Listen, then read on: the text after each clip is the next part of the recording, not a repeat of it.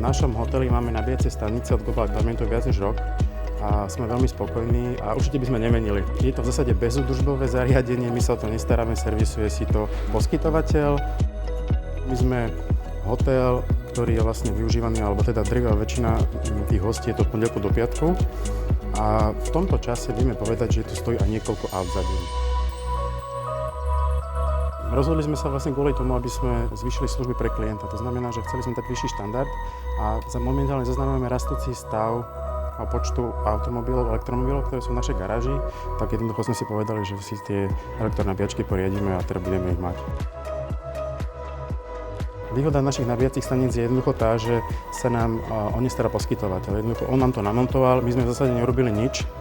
A tie nabíjacie stanice nám stoja, sú servisované, sú v poriadku, čiže my s tým nemáme žiadnu starosť. Jediné, čo sa vlastne tešíme, sú nejakým spôsobom tržby, ktoré z toho nabíjania sú. Naši klienti, drvivá väčšina zaplatí rovno kartou. Buď majú aplikáciu, alebo zaplatia kartou. Peniaze sa nám automaticky prepíšu na účet.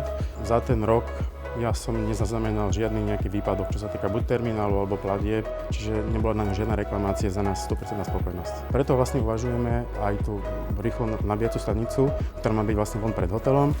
Tam dokážete nabiť automobil zhruba do 2 hodín, čo sa vlastne hodí pre našich hostí, ktorí buď prídu tam do kaviarne alebo na raňajky a vlastne posedia si, nabijú si auto, idú preč. Takže toto by sme veľmi radi mali čím skôr. Spoločnosť Global Pendants je nám veľmi dobrým partnerom, nakoľko máme z tejto spoločnosti terminály a spolupracujeme a toto bola pre nás veľmi dobrá, ľahká alternatíva. Jednoducho majú to v portfóliu, je to v balíku služieb, tak som si povedal, že prečo to nevyužiť a máte dobrého, silného partnera, ktorý je vlastne nejakým spôsobom certifikovaný a vie nám s týmto požiadavkou pomôcť.